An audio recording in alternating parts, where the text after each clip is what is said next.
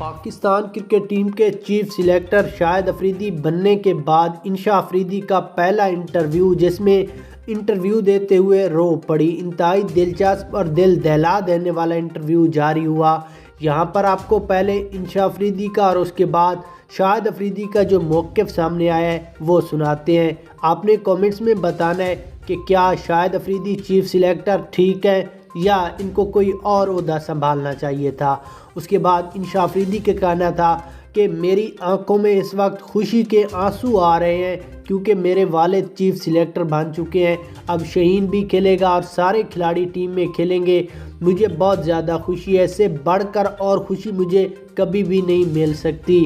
उसके बाद शाहिद अफरीदी का कहना था कि हम अल्लाह ताला का शुक्र अदा करते हैं कि मैं चीफ सिलेक्टर बन गया हूँ और अब मैं पाकिस्तान टीम को संभालूंगा। न्यूजीलैंड के ख़िलाफ़ तो मैं एक अच्छी टीम बनाऊंगा और उसके बाद अगर फ्यूचर में मैं चीफ सिलेक्टर रहूंगा तो मैं पाकिस्तान टीम को दुनिया की नंबर 1 टीम बनाऊंगा। और शाहिद अफरीदी ने यह भी मिसाल दे दी है कि मैं AB डिलीवियर तो पाकिस्तान टीम में नहीं ला सकता, मगर उस जैसे खिलाड़ी पाकिस्तान को ज़रूर दूंगा और इंशाल्लाह ज़रूर लाएंगे।